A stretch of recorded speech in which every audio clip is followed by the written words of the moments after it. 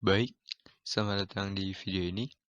Video ini akan membahas mengenai konsep basis data. Apa itu basis data? Basis data itu kumpulan data yang terorganisir dan data-datanya itu mempunyai relasi satu dengan yang lainnya. Jadi di video ini kita akan membahas mengenai hal ini. Hal-hal yang akan dibahas, contohnya nanti ada ERD, ada pembahasan mengenai relasi, tentang tabel, foreign key, primary key, pembuatan PDM, dan query-query lainnya yang digunakan di SQL. Baik, di part ini kita akan membahas mengenai ERD. ERD ini Entity Relationship Diagram adalah diagram yang gunanya untuk menggambarkan hubungan antar entitas. Oke. Di ERD ini ada beberapa komponen. Yang pertama entitas.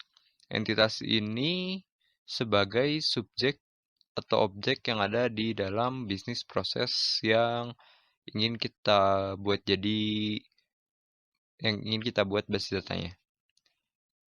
Entitas ada dua, ada entitas kuat dan entitas lemah.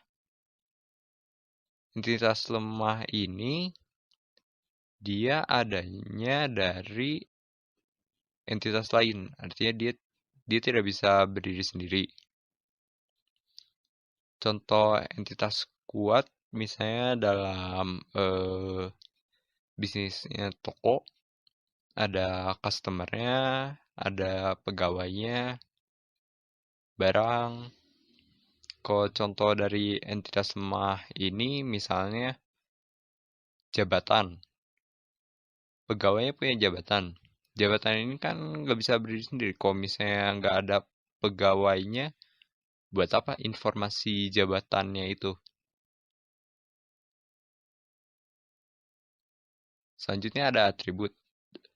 Yang pertama, single valued attribute. Ini atribut yang nilainya cuma satu. Contohnya kayak tanggal lahir gitu kan.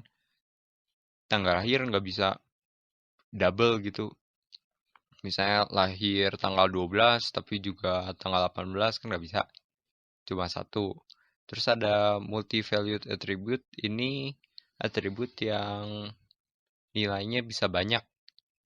Nggak cuma satu. Misalnya email seseorang. Itu kan bisa punya banyak gitu. Terus composite attribute ini atribut yang dipecah menjadi beberapa atribut lainnya. Kayak contohnya pendidikan gitu, pendidikan seseorang. Ada yang SD, ada yang SMP-nya, terus SMA-nya, terus kalau nggak namanya orang, ada nama depan, nama belakang, terus ada gelarnya juga, alamat, ada jalannya, desa apa, kelurahan, kecamatan, terus selanjutnya ada derived attribute, ini atribut turunan. Jadi sebenarnya si atribut ini tuh secara nggak langsung itu bisa ada aja gitu. Bisa dihitung dari yang atribut lain, misalnya umur gitu. Umur kan bisa dihitung dari tanggal lahir. Selanjutnya ada key attribute. Ini berisi primary key-nya. Primary key akan kita bahas di part-part selanjutnya. Jadi untuk term primary key-nya itu sebagai penanda yang unik gitu buat setiap baris data yang ada. Selanjutnya ada relasi. Relasi ini ada dua. Yang satu ini relasi antar entitas yang kuat. Lalu ada juga relasi antar entitas kuat dengan entitas lemah.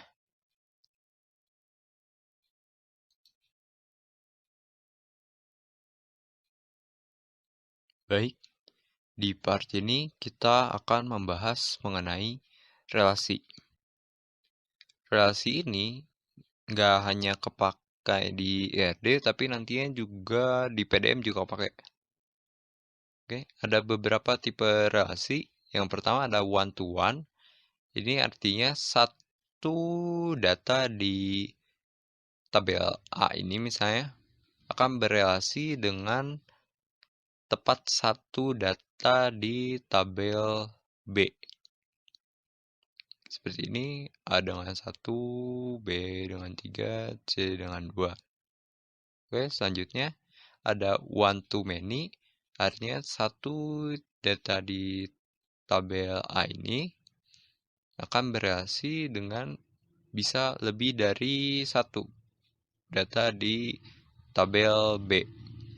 Jadi bisa banyak. Seperti di bawah ini. Banyak. Lalu ada juga many to many. Jadi banyak data di tabel A bisa berelasi dengan banyak data di tabel B. Kayak A ini ke 1 ya, ke 2 ya, B ke 1 ya, ke 3 ya, C ke 2 ya, ke 3 ya.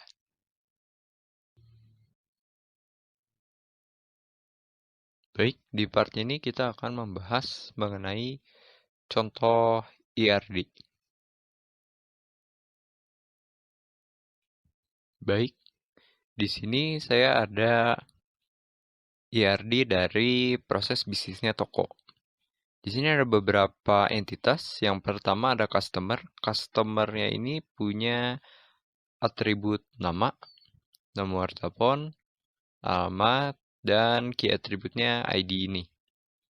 Terus ada pegawai. Pegawai juga sama punya nama, nomor telepon, alamat, dan key atributnya ID-nya juga ini.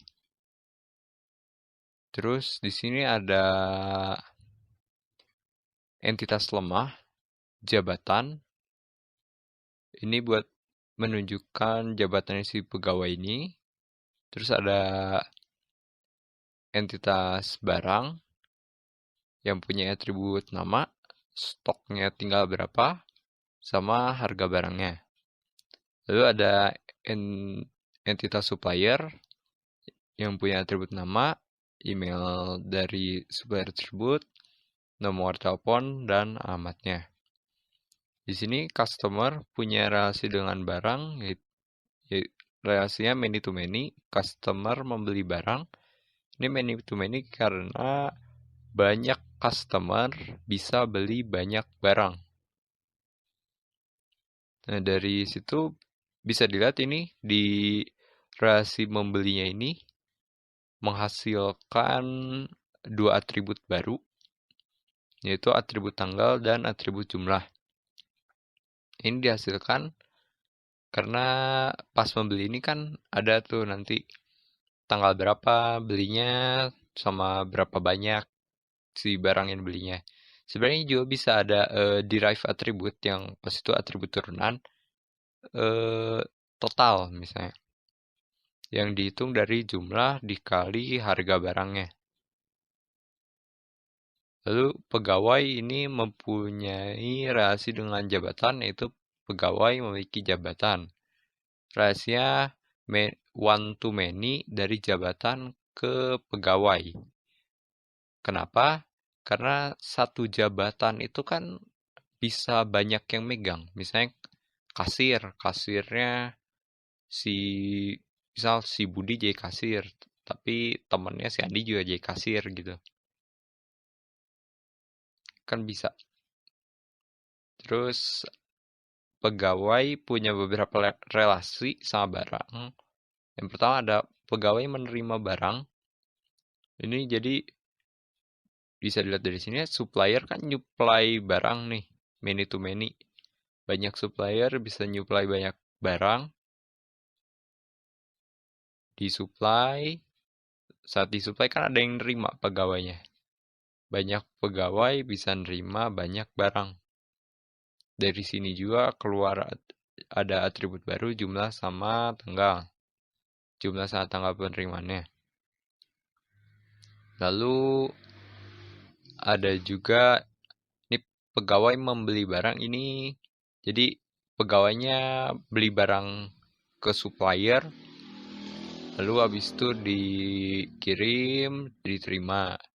Terus ini mengembalikan ini misalnya ada yang rusak atau bagaimana, pegawainya bisa mengembalikan barangnya. Terus kalau dikembalikan, maka supplier ada yang nerima. Ini juga many to many tuh. Oke, begitu pembahasan mengenai contoh IRD ini. Oke, di part ini kita akan membahas mengenai tabel, primary key, dan foreign key.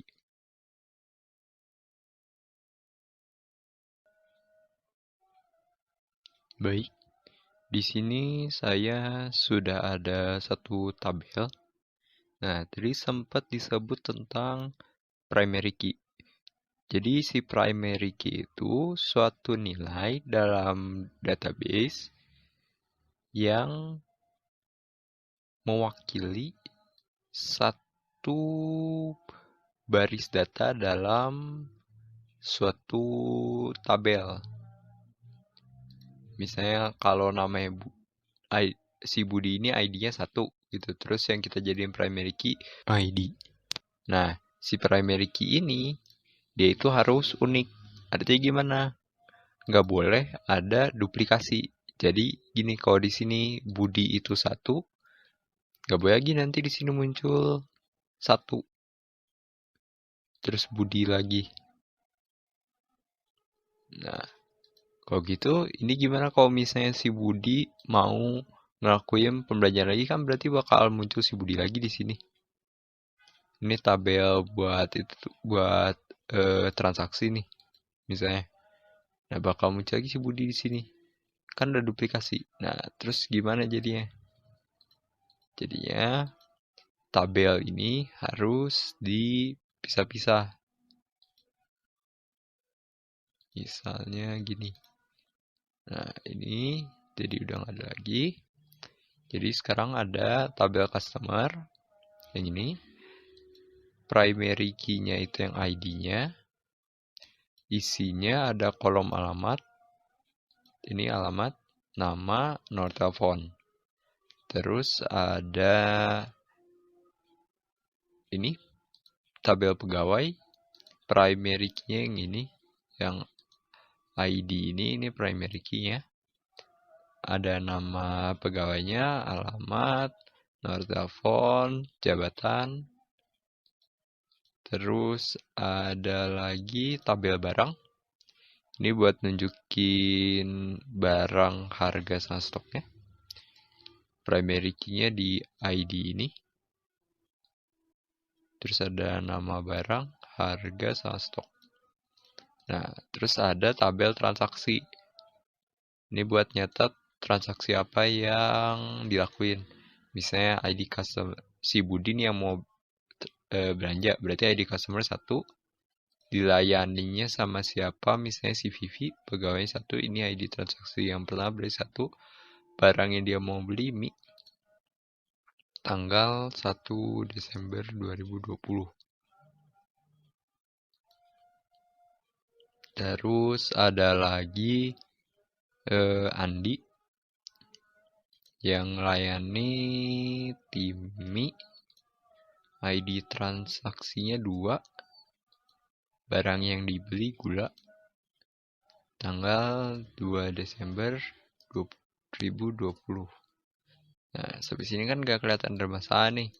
Nah, tapi gimana kalau ini tadi 2 ya. Gimana kalau si Budi ini dalam satu transaksi yang sama dia beli 2 barang. Jadi di sini Budi, karena ini satu transaksi sama, ini ID-nya 1 lagi. Pegawainya juga masih yang sama, dilayaninya si Vivi ini. Terus ID barangnya, tadi kan dia beli mie, dia juga sekalian beli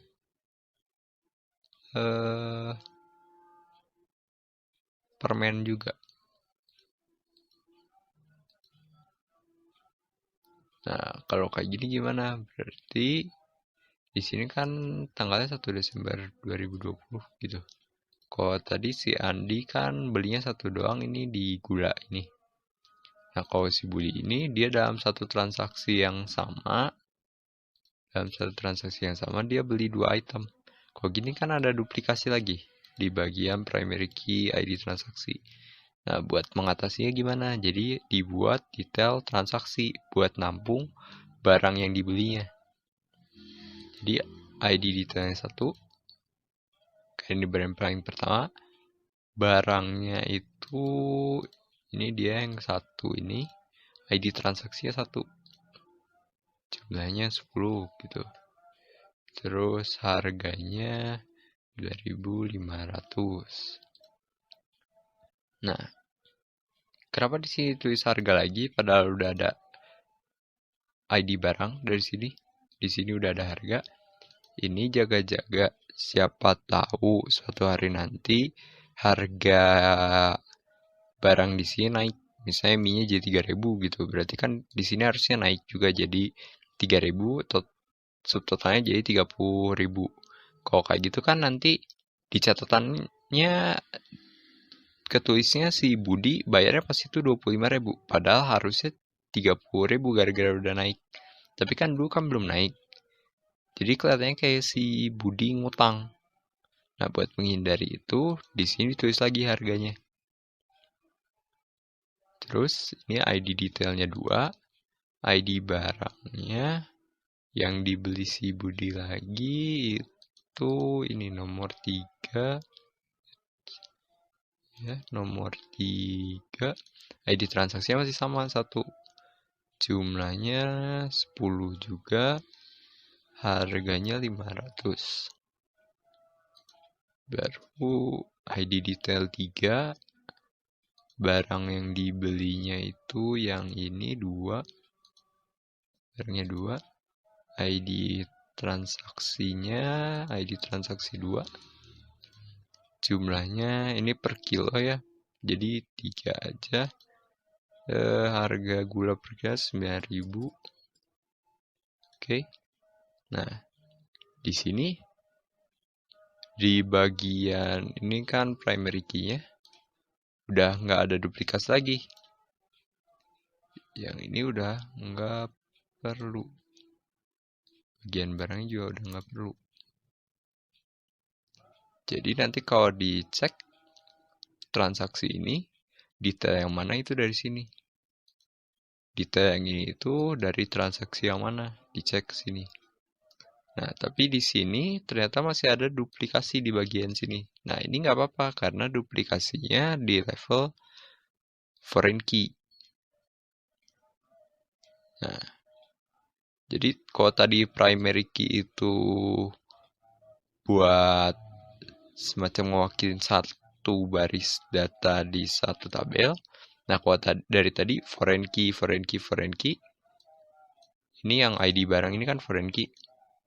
Nah, foreign key itu apa? Jadi foreign key itu primary key yang dipakai di tabel yang lain. Nah, foreign key kan primary key yang dipakai di tabel yang lain. Kayak contohnya nih, ID barang, ID transaksi. Dia kan primary key, ID barang ini primary key-nya di sini, di tabel barang. Dia dipakai di tabel detail transaksi. Ini juga ID transaksi. Primary key-nya di sini. Dia dipakai di sini sebagai foreign key. Oke, itu saja sedikit tentang tabel primary key dan foreign key. Di part selanjutnya kita akan membahas mengenai PDM. Baik, di part ini kita akan membahas mengenai PDM, Physical Data Model. Oke, jadi sebenarnya si PDM ini ngapain sih? Nah, si PDM ini dia buat ngegambarin struktur dari database yang kita rancang ini. Nah, di part sebelumnya kan udah dijelasin tentang tabel relasi PK sama FK tuh, primary key sama foreign key. Jadi di sini juga nanti kita buat ada misalnya ini tabel. Yang kemarin itu ada tabel customer.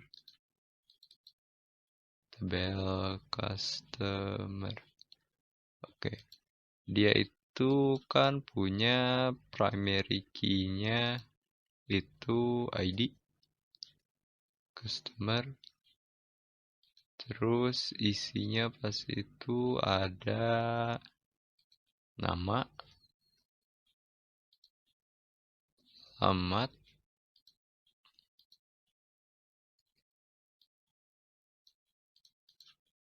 sama nomor telepon.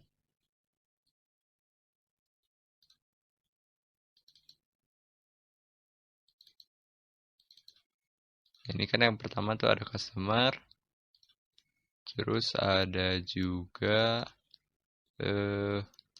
tabel pegawai pas itu kan. Misalnya ini primary key-nya ID pegawai kemarin. Terus dia punya foreign key kan. Pas itu foreign key-nya itu ID jabatan buat nunjukin jabatannya dia siapa. Terus dia punya nama.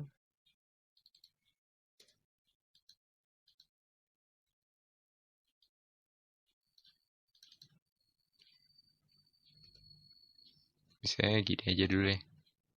Perlu lengkap-lengkap dulu. Ini coba buat nyontohin.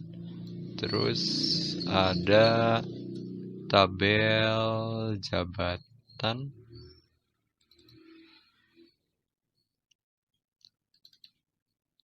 Ini itu ID jabatan.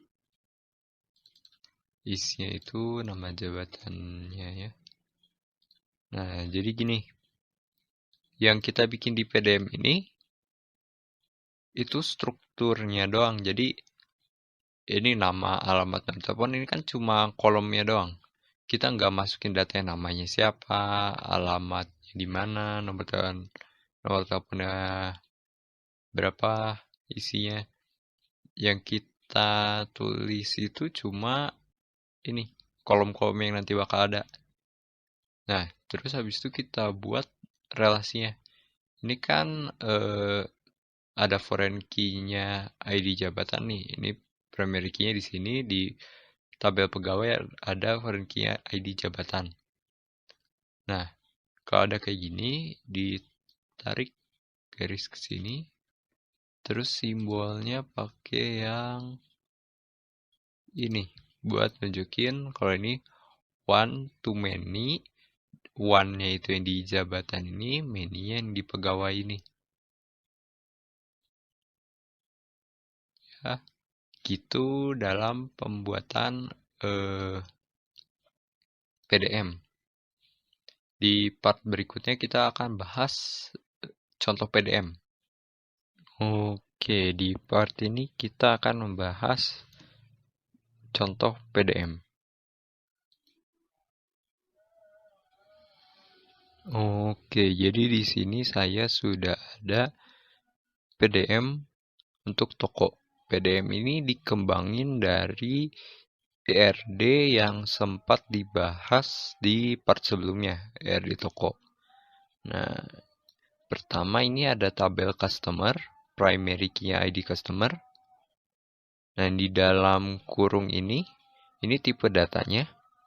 Terus yang ini angka 11 ini, jadi itu kayak size-nya. Dia bisa nyimpen berapa digit. Jadi koin T11 bisa 11 digit, koin cuma satu digit doang.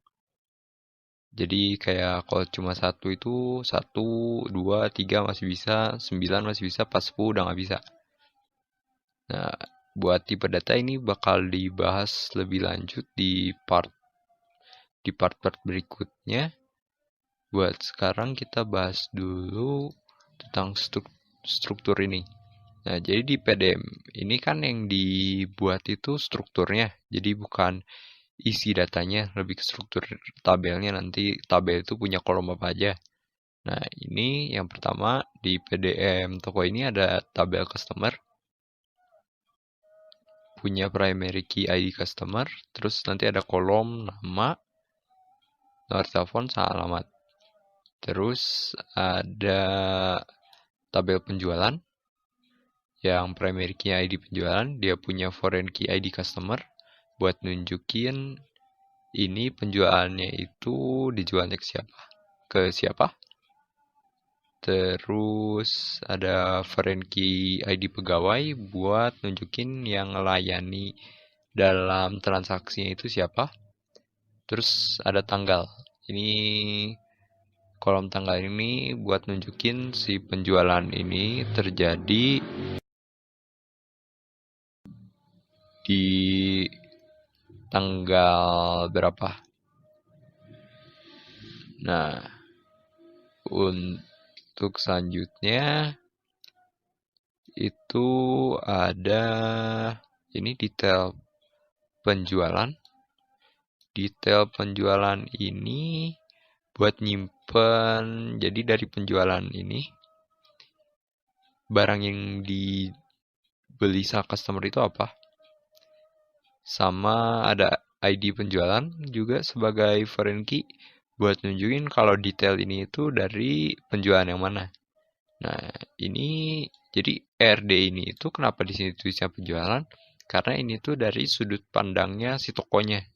Tokonya ngejual barang ke customer. Nah, terus di detail penjualan juga ada jumlah sama harga. Selanjutnya ada tabel pegawai ini. Isinya ada ID pegawai, terus dia punya foreign key jabatan. Dari tabel jabatan ini yang punya primary key ID jabatan, isinya nama jabatannya. Kenapa kayak gini? Karena siapa tahu pegawainya itu, jadi kan jabatan itu bisa dimiliki sama banyak pegawai, kayak misalnya jabatannya kasir, kasirnya nggak cuma satu gitu, jadi banyak pegawai yang jadi kasir. Selanjutnya ada nama, nomor telepon, sama alamat. Selanjutnya ada tabel pembelian. Ini jadi pegawainya ini beli barang ke supplier. Di tabel pembelian ini ada foreign key ID pegawai buat nunjukin pegawai siapa yang nge-order barang ke supplier ini.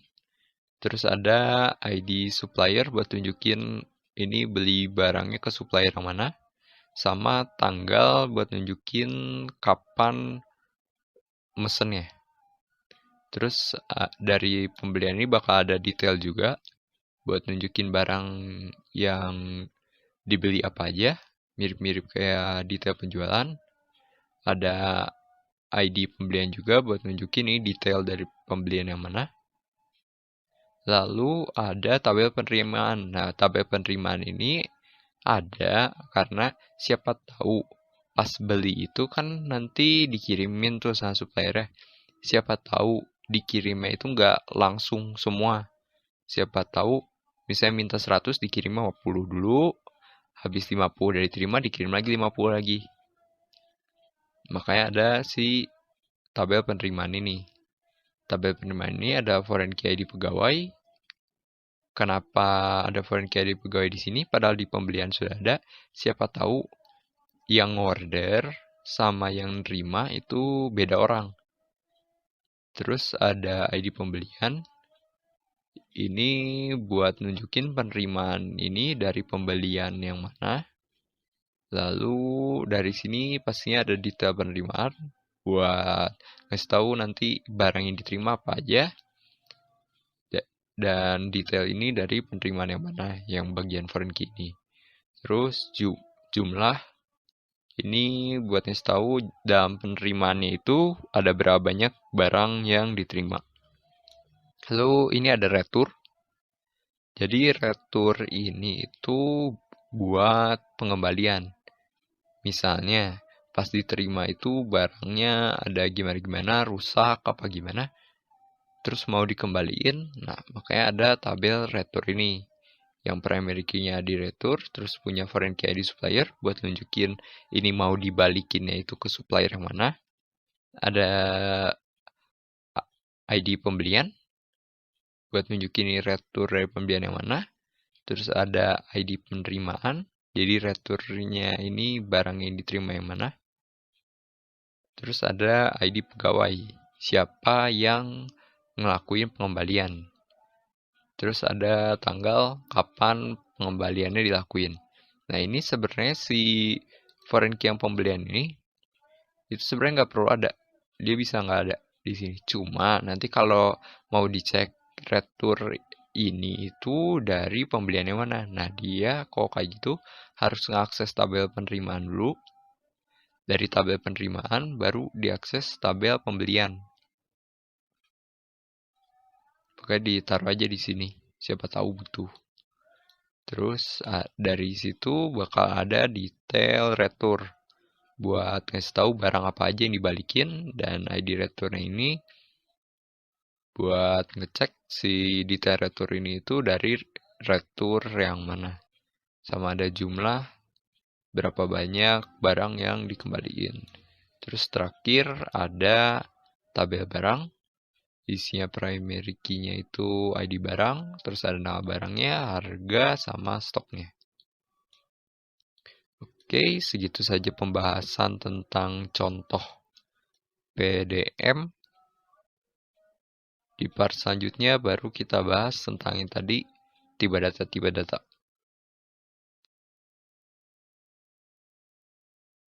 Baik, di part ini kita akan membahas mengenai tiba data. Di part sebelumnya sudah pernah disinggung sedikit mengenai tipe data ini. Ini tipe data yang ada di MySQL, nggak semuanya, hanya sebagian saja. Di sini ada int buat bilangan bulat, double buat bilangan desimal. Ini buat size-nya berapa. B ini buat berapa angka yang di belakang koma. Misal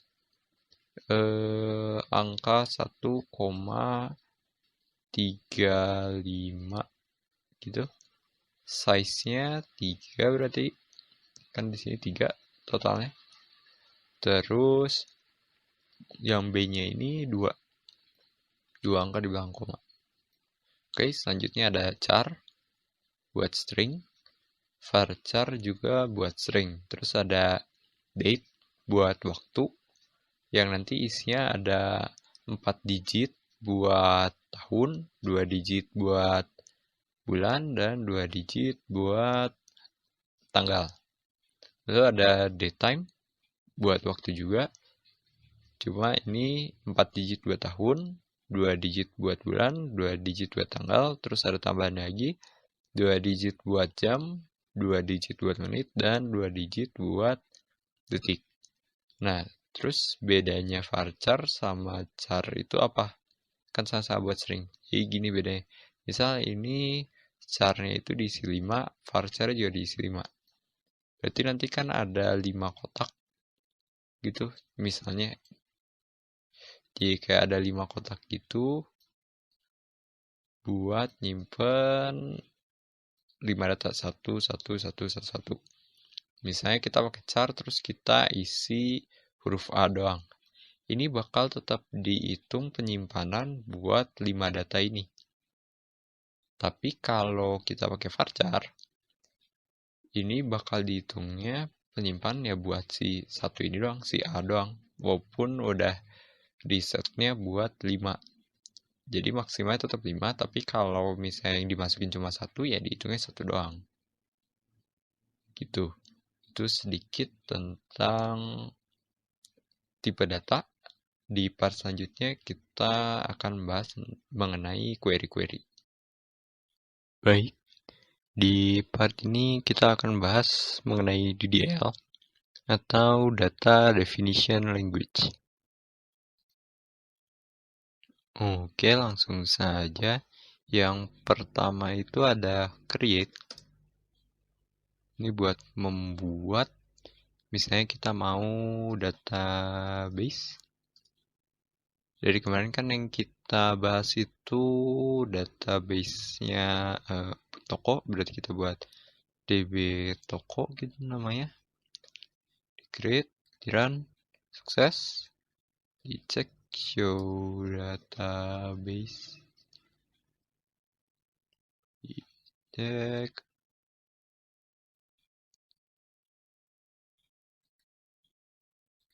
Ini titik koma harusnya. Oke, show database. Ada ini, db underscore toko. Oke, sekarang kita masuk ke db tokonya, udah. Ini di sini create table. Di situ tuh pas itu ada tabel customer. Isinya, nah yang dalam kurung ini isi kolom-kolom yang bakal ada. Jadi si DDL ini itu buat yang mereka ubah-ubah di sini itu strukturnya. Jadi bukan data di dalam database, di dalam nanti tabel itu ada kolom-kolomnya kan, bisa diisi nama atau nomor telepon dan kawan-kawannya itu. Kalau DDL ini yang mereka ubah-ubah, di create sama di delete itu strukturnya, jadi kolom-kolomnya itu. Jadi misalnya ini dalamnya itu bakal ada ID customer, terus selanjutnya masukin tipe datanya int 11. ID customer ini kan primary key-nya, terus bakal ada not null, jadi nggak boleh kosong si ID customer ini. Terus auto increment. Nah, jadi kalau misalnya nanti pas lagi ngisi-ngisi datanya, nanti pas ngisi data itu, misalnya kita udah pernah nulis ID customer yang pertama itu 1, terus pas ngisi data customer kedua, kita nggak nulis ID-nya, dia bakal langsung nge-auto increment, ditambahin yang ID yang sebelumnya yang 1 itu ditambahin 1, jadi di yang selanjutnya bakal langsung ID customer 2. Terus ada isinya tuh, ada kolom nama. Ini varchar 50 mungkin cukup buat nama orang. Terus not null, nggak boleh kosong namanya. Terus di bawahnya lagi ada alamat. Tuh varchar juga. Ini 255. Alamatnya not null. Terus nomor telepon ini varchar. Nah, ini nomor telepon kenapa varchar nggak int aja, padahal semua isinya kan angka? Itu karena jadi gini, kalau nomor telepon kan biasa di paling depannya itu ada 0, 08 sekian, 022 sekian. Jadi kalau misalnya pakai int, itu hilang kosongnya, yang angka nolnya itu hilang. Jadi untuk itu yang dipakai varchar 12. Ini nggak apa-apa nol. Oke, kalau udah itu, terus akhirnya itu selalu harus ada titik koma. Di run. Sukses. Kita coba cek isinya, describe tb customer. Oke, di run. Ini run. Nah, muncul strukturnya. Ada ID customer 11, not null, ini primary key-nya. Terus ada nama, varchar, alamat, nomor telepon, ini yang buy null-nya. Ada auto increment-nya di sini di yang primary key-nya. Terus kita ini selanjutnya ada drop. Ini buat ngapus. Misalnya kita drop table. Di sini itu drop tb customer.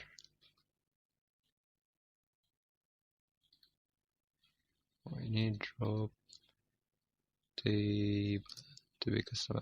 Oke. Di drop sukses. Jadi kalau misalnya kita show tables yang ada di database ini kosong, karena yang tadi si table customer ini dihapus. Kita buat lagi, create lagi, show tables, ada. Oke, selanjutnya create lagi table, ada tb pegawai, isinya mirip-mirip sama yang customer. ID pegawai cuma ini tiny int 2 primary key. Nah, sini key. Nah, null auto increment juga. Dan kita copy aja ini dari sini.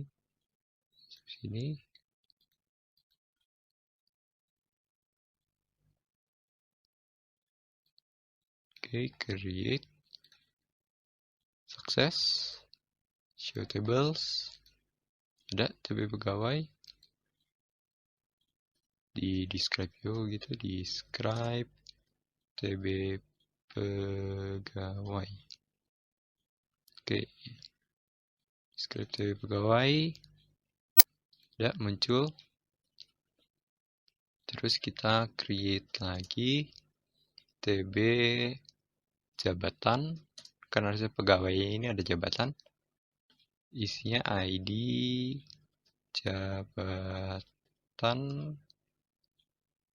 karena jabatan nggak begitu banyak, tiny int aja, tiny int 2, lalu ini primary key, not null, auto increment, isinya cuma nama jabatan, varchar nama jabatannya 30 aja cukup, not null. Oke, tutup. Di running nih, error di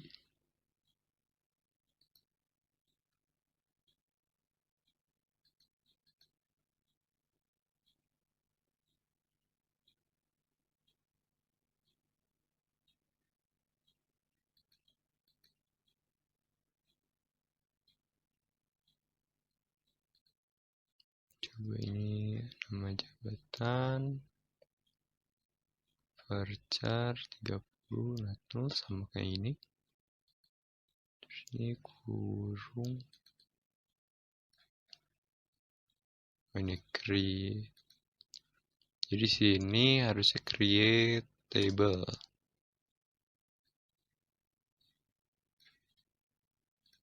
Oke, sukses. Kita describe, coba tb jabatan.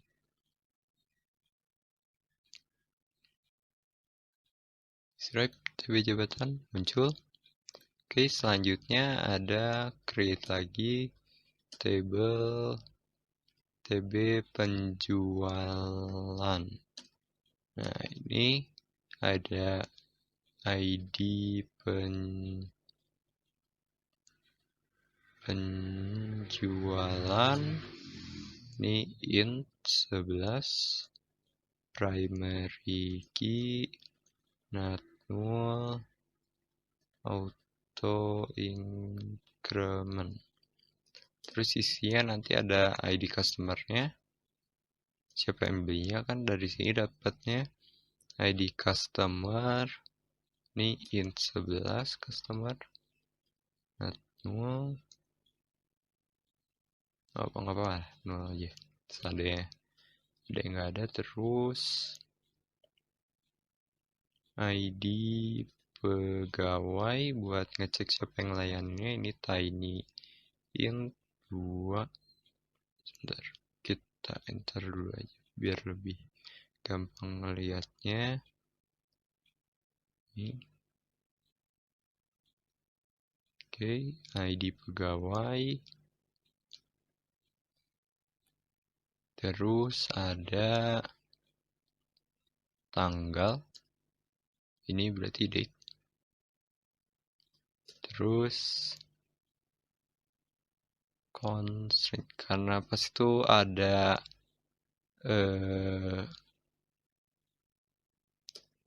foreign key-nya. Jadi kita constraint fk id customer lalu foreign key yang dijadiin foreign key itu id customer reference.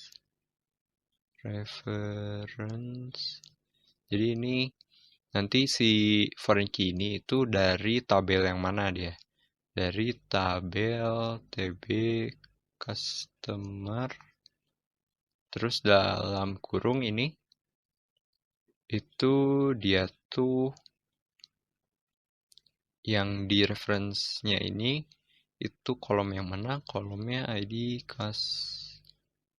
customer. Oke.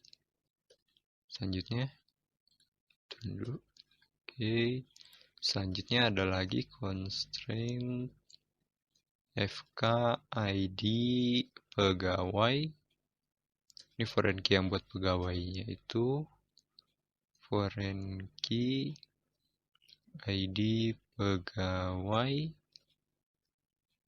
reference tb pegawai itu id pegawai. Jadi tutup. Oke, kita coba run. Sukses. Kita coba describe tb penjualan. Oke, kalau kita run ada ini primary key-nya ID penjualan, yang foreign key yang dua ini. Nah, sekarang gini, tadi kan di tabel pegawai ini harusnya dia ada foreign key yaitu ID jabatan. Nah, sekarang ada alter table. Alter ini buat mengubah yang udah ada. Misalnya kita coba dulu di tabel customer ya, tb customer gitu. Kita mau add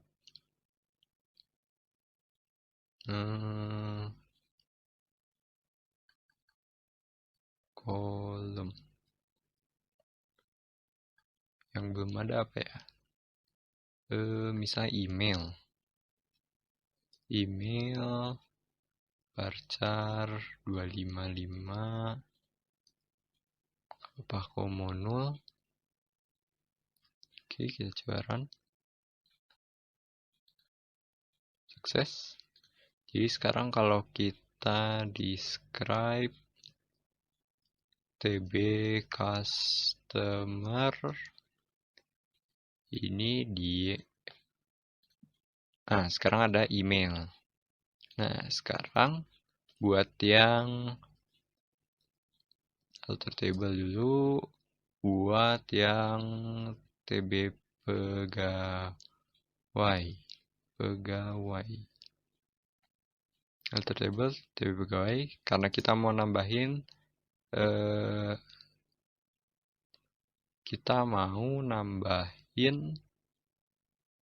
foreign key. Berarti add kolom dulu. Yang kita add itu kolom buat ID jabatannya, jabatan. Ini tadi jabatan itu tinyIn. tinyIn 2. Oke. Ini coba kita run dulu. Sukses. Coba di describe TB. Oh, tadi ada di atas. Describe TB pegawai ini. Kita describe. Udah ada ID jabatan ini. Si foreign key-nya belum ada. Nah, untuk nambahinnya itu kita alter table TB pegawai terus add constraint. Kita tulis FK ID jabatan. Terus foreign key. Yang kita mau jadiin foreign key itu yang kolom ID jabatan, reference dari tabel jabatan di ID jabatan. Oke. Kita coba di run. Sukses. Terus kita describe lagi ini TB pegawai. Sekarang udah jadi foreign key-nya. Nah, sekarang kalau misalnya kita mau drop kolom, kita alter table TB pegawai, kita mau drop foreign key-nya, kita hapus. Bisa kita drop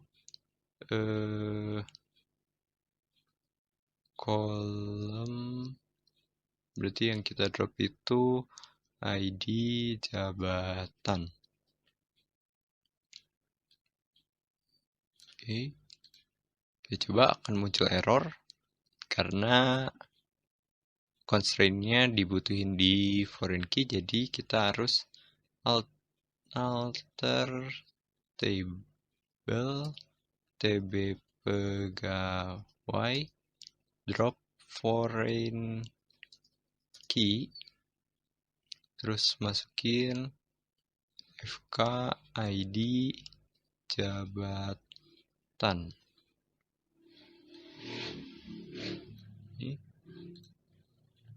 Udah ke drop. Jadi kalau kita dicek describe ini, oh bukan describe yang ini, yang pegawai, dia masih ya di sini. Nah, buat itu kita sekarang kalau misalnya kita drop ID jabatan ini, yang kolomnya itu tadi kan nggak bisa error. Sekarang sukses. Terus dicek describe. Udah hilang. Itu juga berlaku misalnya kita balikin lagi ini ya.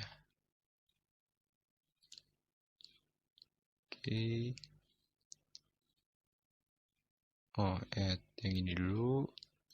Kita balikin lagi, terus yang ini. Oke, coba dicek dulu, di describe. Udah muncul lagi. Nah, ini kalau misalnya kita mau drop table yang TB pegawai.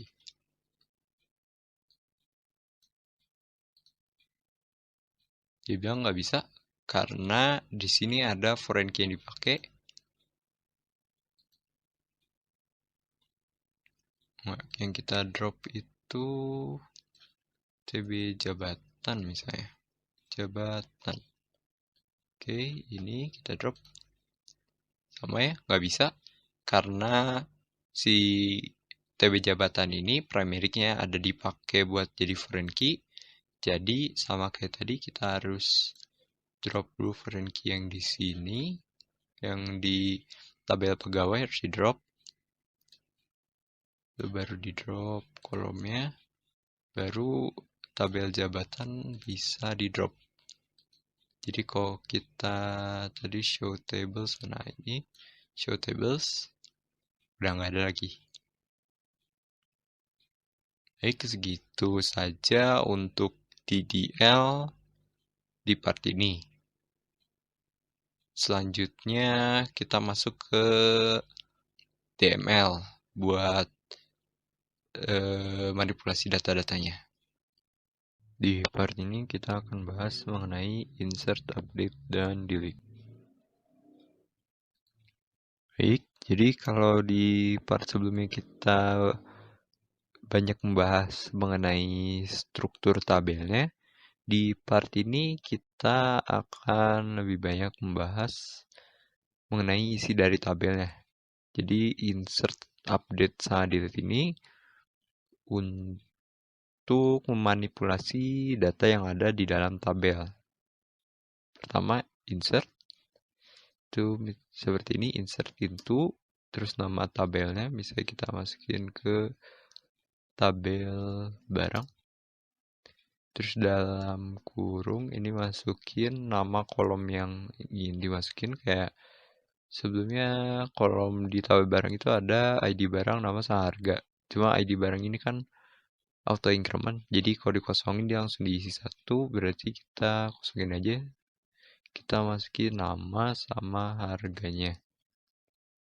Lalu masukin values di dalam kurung. Nah, ini baru masukin yang pertama untuk kolom namanya, misalnya Mi.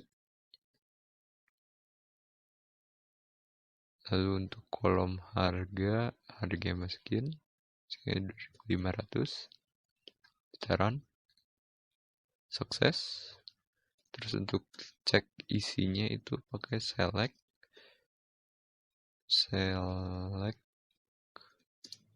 Terus ini bintang artinya select semua kolomnya from TB barang. Di run. Gak ada ID barang 2 Mi 2.500. Kenapa di sini 2? Karena sebelumnya saya udah pernah masukin barang juga ke sini. Terus di delete yang sebelumnya saya masuk itu udah ID-nya 1. Jadi sekarang karena auto increment yang keluar ID 2. Oke. Terus misalnya terus mau update TB barang set. Terus kolom mana yang mau diganti, misalnya kita ganti nama, kita ganti ID barang ya. ID barang, kita ganti nama saja. Nama sama dengan bubur. Harga sama dengan 3.000. Terus where. Nah, ini kondisinya. Si ID-nya, ID barangnya sama dengan yang kita mau gantikan, yang ID barangnya 2 ini. 2.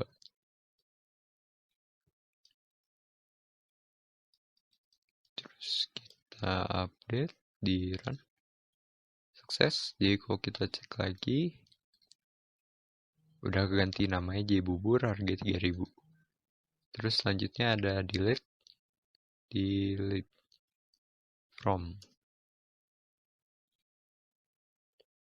Delete from TB barang where ID barang sama dengan 2 misalnya. Ini bakal ngedelete satu row ini. Error. Ini.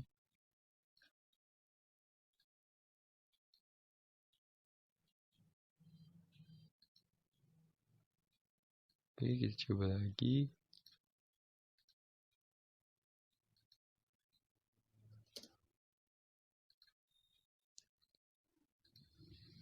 Udah berhasil. Kalau kita cek, kosong. Nah, yang insert into ini kan gak harus semua nih. Misalnya kita insert into yang ada boleh nol itu, kalau nggak salah customer ini nomor telepon sama email boleh nol.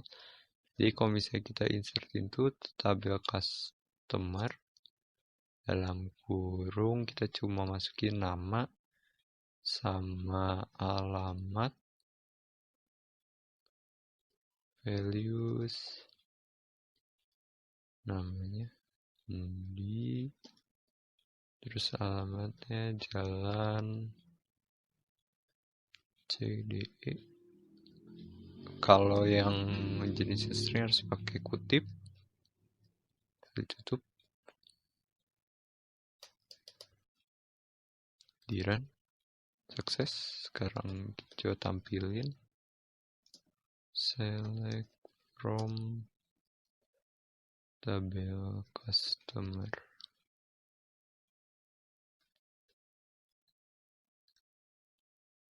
Jadi ada nulnya tulisan di sini karena dikosongin.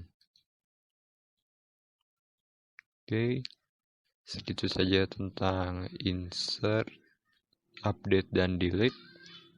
Di part selanjutnya kita akan membahas mengenai select. Baik, di part ini kita akan membahas mengenai select.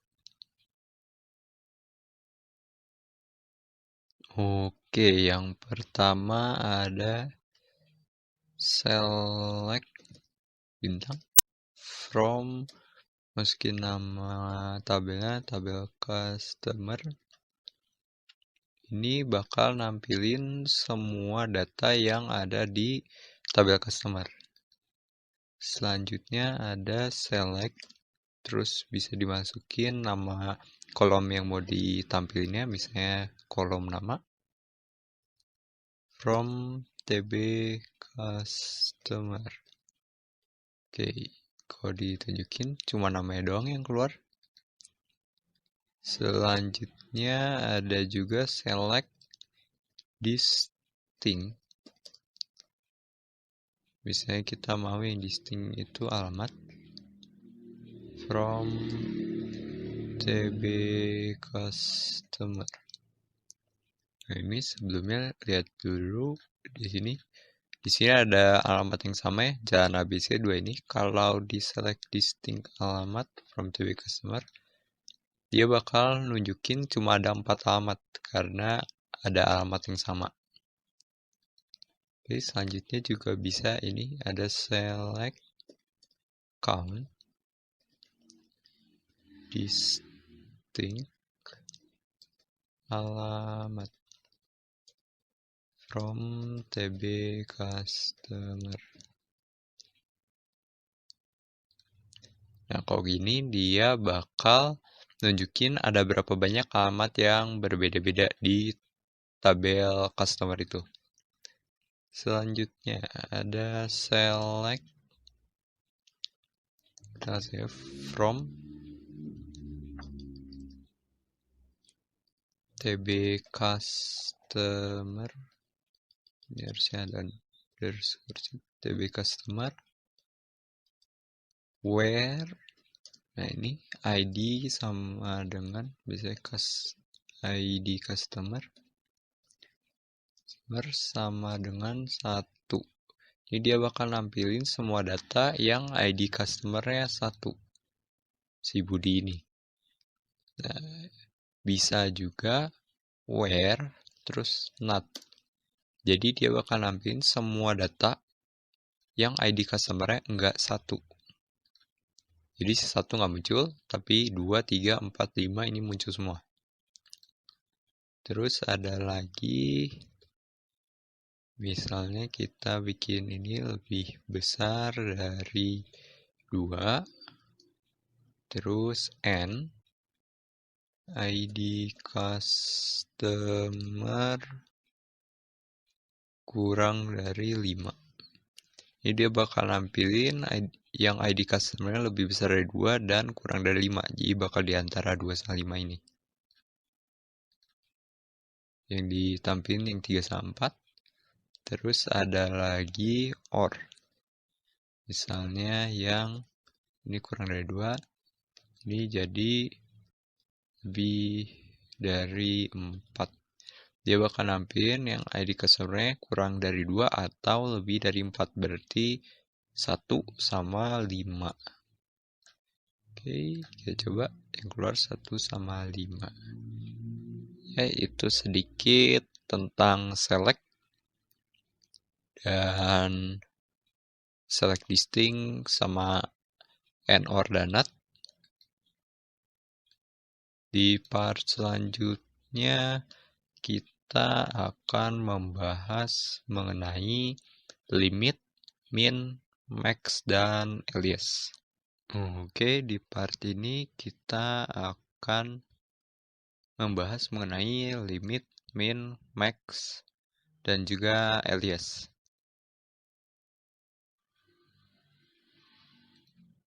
Oke, pertama-pertama kita coba cek dulu isi tabel barang. Ada 6 baris ini. Pasta gigi, gas, mie, gas lagi, biskuit, air putih. Nah, sekarang kita coba limit. Select from TB barang. Tapi kayak ini di limit 3 aja. Artinya kok kayak gini, data yang nanti ditampilin cuma 3 baris. Ya, 3 baris yang muncul.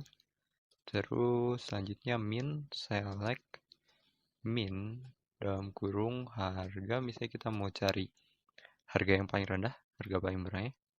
Terus S, harga termurah. Nah, ini S-nya ini alias. Jadi nanti yang pas udah ditampilin itu nama kolomnya bakal jadi harga termurah ini. Misalnya kita nggak pakai dulu. From tabel barang. Oke, kalau misalnya kita nggak pakai, nanti muncul harga paling murahnya 1.500. Dari sini kan harga paling murah 1.500, paling mahal ini 67.500. 1.500 paling murah, terus nama kolomnya min harga. Nah, kok bisa kita pakai S, harga termurah ini. Oke, kita berubah nama kolomnya jadi harga termurah. Terus kita coba lagi select max, harga S, harga termahal from TB barang. Ini bakal munculin yang harganya paling mahal, 67.500, harga termahal. Oke, segitu saja tentang limit, min, dan max. Di part selanjutnya kita akan membahas tentang beberapa aggregate function seperti sum, average, count. Di part ini kita akan membahas mengenai sum, average, dan count. Oke, langsung saja. Yang pertama itu count. Jadi si count ini dia bakal nampilin nantinya banyak datanya. Jadi kalau di sini kan ada 6 row ini. Yang dihitung berarti nanti ditampilin bakal angka 6. Gara-gara kita misalnya mau count banyak, ada berapa jenis barang ada di sini. Yang bakal dimunculin bakal 6. Misalnya gini, select count.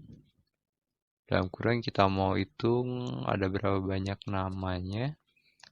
From TB barang. Oke, kita run. 6. Oke, selanjutnya ada select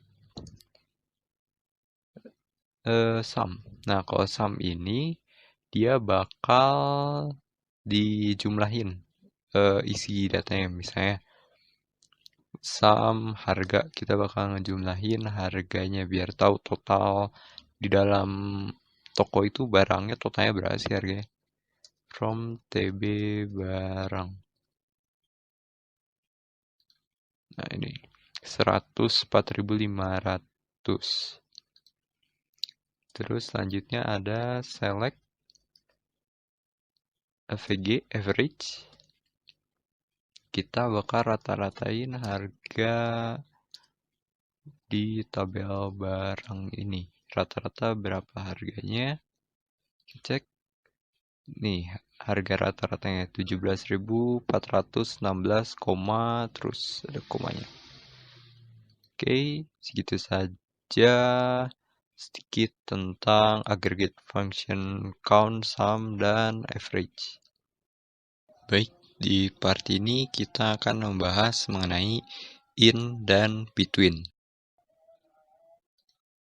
Oke, langsung saja kita coba. Jadi si in ini itu kayak or yang banyak, cuma gini, misalnya kita mau nampilin yang alamat di jalan ABC, atau di jalan CDE, atau di jalan Kacang juga. Kalau or kan berarti kita harus bikin yang di jalan ABC, or jalan CDE, alamat sama dengan jalan CDE, or alamat sama dengan jalan Kacang. Kan banyak tuh ornya.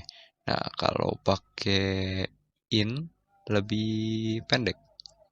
Select from TB customer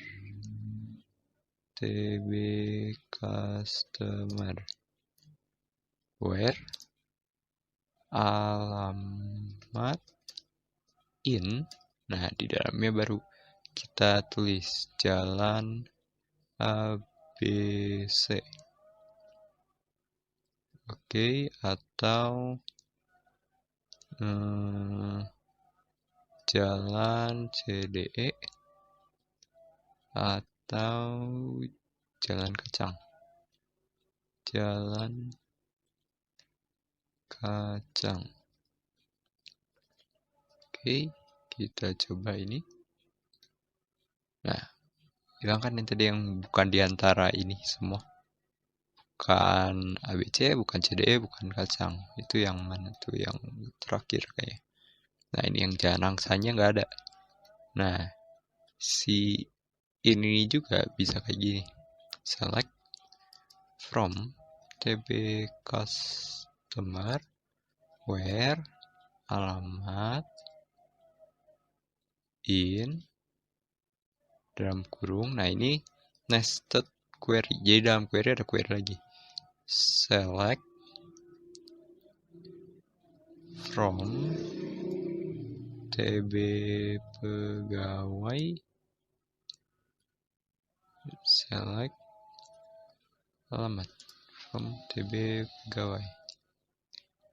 Oke, kita coba. Nah, ini yang keluar, yang ditampilin ini, itu yang alamat customernya yang ada di TB customer ini, yang sama yang alamat si pegawainya. Ini yang muncul jalan ABC kan, di pegawai ini berarti ada yang alamat si jalan ABC juga, si Andre ini. Jadi bakal dimunculin yang alamatnya sama. Coba kan kembang rusa singa ini nggak ada nih di tabel customer. Jadi nggak dimunculin. Selanjutnya ada select from. Bisa kita bilang tabel barang. Bentar, kita tampilin dulu tabel barangnya. Oke, ini isinya tabel barang. Nah, sekarang select from tabel barang. Sekarang kita coba between where harga between. Nah, ini kalau tadi kan sempat ada tuh yang pas di or juga, yang dicari ID yang diantara nominal tertentu. Nah, between juga bisa kayak gitu. Between, misalnya harganya itu ada 1.500, 3.000, kita coba between 5.000 and 10.000. Kita coba. Nah, yang keluar coba biskuit ini doang. Yang diantara sih. Nah, ini juga bisa pakai nut. Jadi yang keluar harusnya biskuitnya jadi nggak keluar. Nah, ya. Ini juga bisa alamat, yang ini juga bisa pakai NAT_IN. Yang keluar jadi si Kiki doang gara-gara dia di Jalan Angsa, nggak diantar ini semua. Yang ini alamat NAT_IN juga harusnya yang keluar semua yang beda. Nah ya, semua yang beda yang keluar. Ya, begitu saja sedikit tentang in dan between. Oke, di part ini kita akan membahas mengenai group by dan union. Oke, langsung kita mulai. Yang pertama itu group by. Misalnya ini select count ID customer, alamat juga, alamat from TB customer, group by alamat. Nah, ini dia bakal nampilin jumlah customer di satu alamat yang sama. Kalau kita run, nah ini di Jalan ABC ada 2 customer, sisanya 1. Nah ini juga bisa kayak gini. Nah, kita copy dulu yang ini.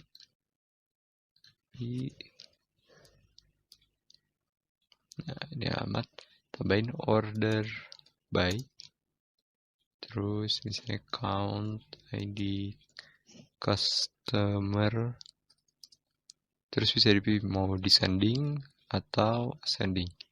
Misalnya ascending dulu. Ini di run. Jadi yang paling atasnya kecil, terus yang paling bawah yang besar. Kalau kebalikannya descending. Oke, jadi kebalik. Oke, selanjutnya ada select. Selanjutnya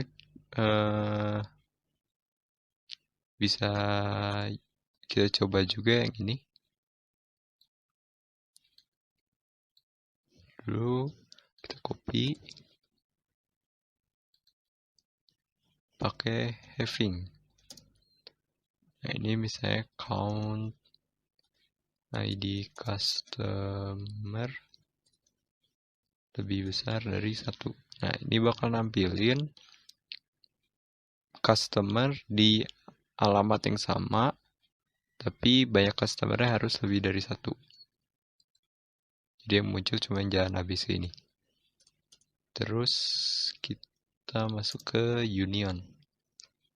Misalnya select alamat from TB customer union, select alamat juga from TB pegawai. Nah ini bakal gabungin alamat yang ada di tabel customer dengan yang ada di tabel pegawai. Oke coba. Nah ini dari sini sampai ke angsa ini kan yang ada di customer, yang bawah sini yang ada di pegawai. Segitu saja penjelasan singkat mengenai group by dan union. Baik, di part ini kita akan membahas mengenai inner join, left join, dan right join. Nah, inner join ini dia nanti bakal menampilkan data di tabel penjualan yang matching dengan data yang ada di tabel customer. Jadi yang di bagian sini. Maksudnya gimana? Jadi kalau misalnya di tabel penjualan ini kan ada customer yang pernah belanja siapa aja. Yang bakal ditampilin itu ya yang pernah belanja yang siapa aja. Nah, kalau right join dia bakal nampilin semua data yang ada di tabel customer di sebelah sini. Tanpa peduli matching apa enggak. Jadi seandainya di tabel penjualan ini ada customer yang nggak pernah melakukan transaksi, nanti tetap bakal muncul cuman bakal ada beberapa kolom yang null. Oke, selanjutnya ada left join. Dia bakal nampilin semua data yang ada di tabel yang sebelah sini. Di tabel penjualan ini. Jadi, seandainya nanti di tabel penjualan ini ada yang nggak ada customer-nya, customer renewal, dia bakal tetap ditampilin. Oke. Oke, kita mulai dengan inner join. Jadi gini, select TB penjualan dot ID penjualan.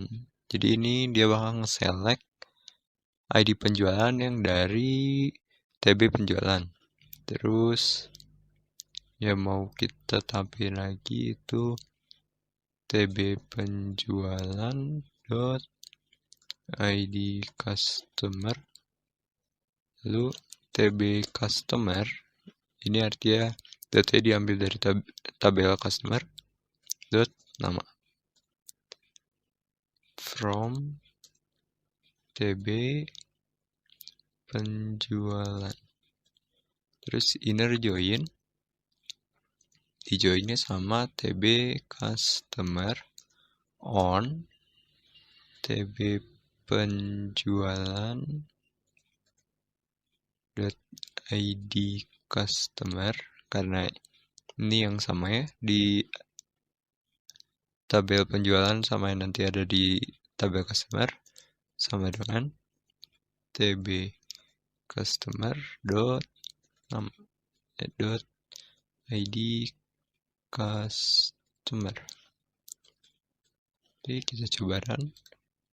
Yang dimunculin yang customer yang pernah ngelakuin transaksi di toko ini. Terus kalau misalnya kita ganti pakai left join, berarti ini bakal nampilin semua data yang ada di tabel penjualan. Kalau tadi ditampilin dulu tabel penjualannya, ada beberapa yang customer-nya nggak ada. Jadi kalau diginiin, muncul yang customer yang nggak ada. Kalau kita right join, nah kalau dicek di tabel penjualan nggak semua customer pernah ngelakuin transaksi ini, 1/2 aja di tabel customer. Coba kita tampilin tabel customer.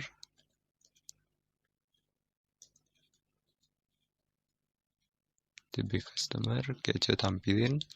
Totalnya sebenarnya ada 5, tapi yang pernah ngelakuin transaksi cuma 2. Tapi kalau kita right join, muncul semuanya namanya. Tapi karena nggak pernah ngelakuin transaksi, di sini 0. Ya, begitulah part ini tentang inner join, left join, dan right join. Baik, itu tadi video mengenai konsep basis data. Semoga video ini dapat membantu untuk lebih memahami konsep basis data. Terima kasih.